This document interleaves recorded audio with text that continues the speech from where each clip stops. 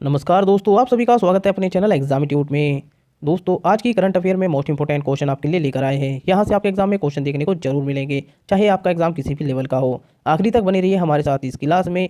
और आपने कितने क्वेश्चन के सही आंसर किए हैं, हमें अपना स्कोर शेयर जरूर कीजिए। चलिए क्लास शुरू करते हैं। क्वेश्चन नंबर 1, विश्व बैंक की हालिया अपडेट के बाद डूइंग बिजनेस रिपोर्ट 2020 में भारत का रैंक क्या है? आपके पास ऑप्शन है इस प्रकार। Option A 63, option B 64, option C 65 या ऑप्शन डी 66। जल्दी से आंसर कीजिए दोस्तों क्वेश्चन नंबर 1 का। इसका सही आंसर है दोस्तों ऑप्शन ए 63।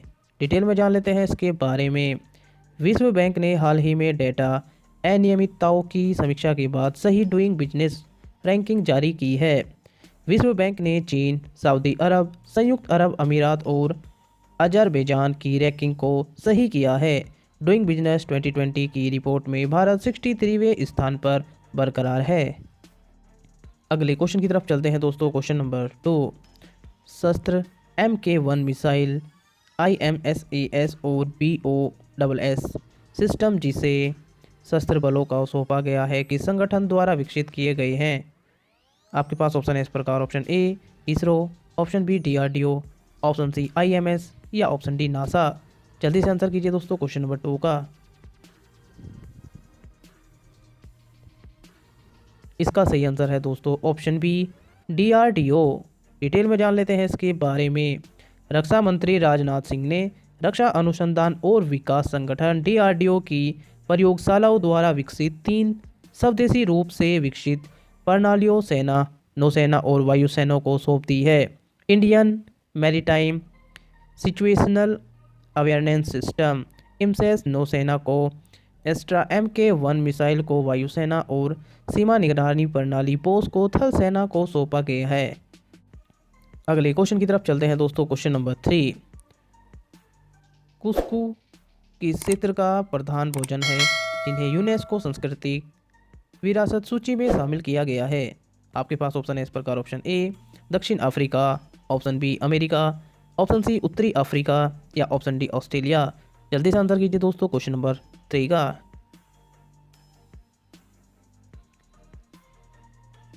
इसका सही आंसर है दोस्तों ऑप्शन सी उत्तरी अफ्रीका।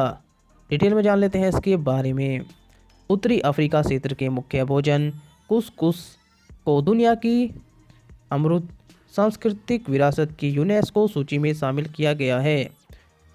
उत्तर अफ्रीका क्षेत्र में कुसकुस को सेक्सू, कुसेक्सी और कसेक्सू भी कहा जाता है। अगले क्वेश्चन की तरफ चलते हैं दोस्तों। क्वेश्चन नंबर 4, किस राज्य ने जन कल्याण पोर्टल PWP लॉन्च किया ताकि राज्य की योजनाओं के बारे में सभी जानकारी को समेकित किया जा सके? आपके पास ऑप्शन है इस प्रकार। Option A Kerala, option B Orissa, option C Bihar या ऑप्शन डी राजस्थान। जल्दी से आंसर कीजिए दोस्तों क्वेश्चन नंबर 4 का।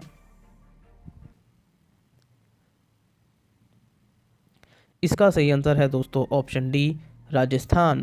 डिटेल में जान लेते हैं इसके बारे में।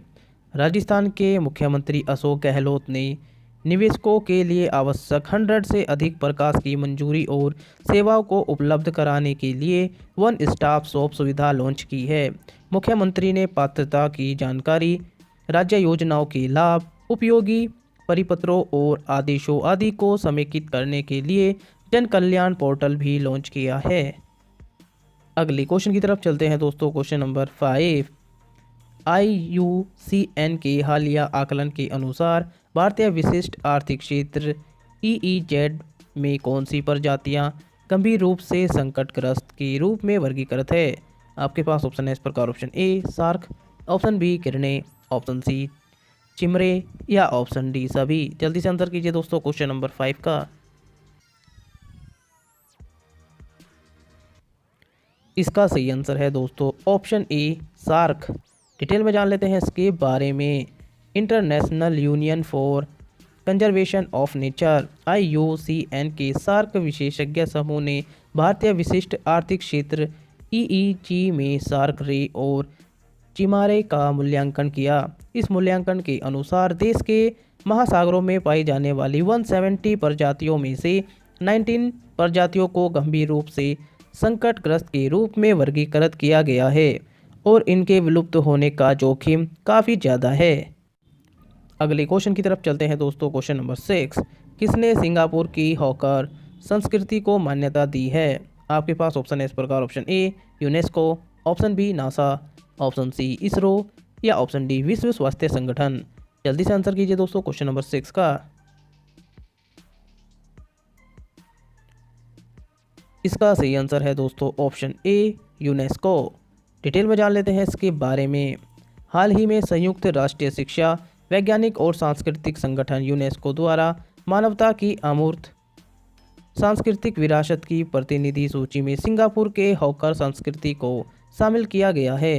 इस सूची में योग, चीनी सुलेख और फ्लेमेंको भी शामिल है। सिंगापुर में हॉकर एक जीवंत संस्कृति है जो स्ट्रीट फूड तैयार करने वालों, सामुदायिक भोजन कक्ष में भोजन करने और मिलने वाले लोगों की वजह से विकसित हुई।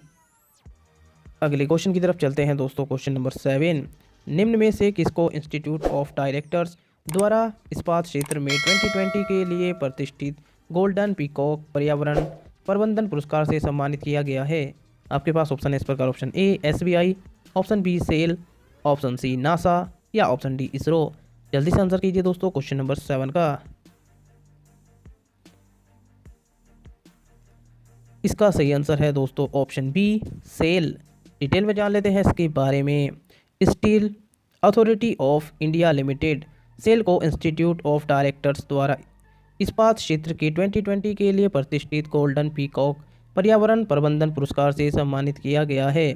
यह पुरस्कार पर्यावरणीय उपायों में प्रदूषण नियंत्रण सुविधाओं के अनन्य उपचार और व्यक्तिगत इकाइयों और संगठनों में से विशिष्ट जल के पूर्ण चक्रण, ग्रीन कवर में वृद्धि और कुशल ठोस अपशिष्ट प्रबंधन जैसे प्रयासों के लिए दिया गया था। सेल कंपनी लगातार 2 वर्षों के लिए इस पुरस्कार की विजेता रही है।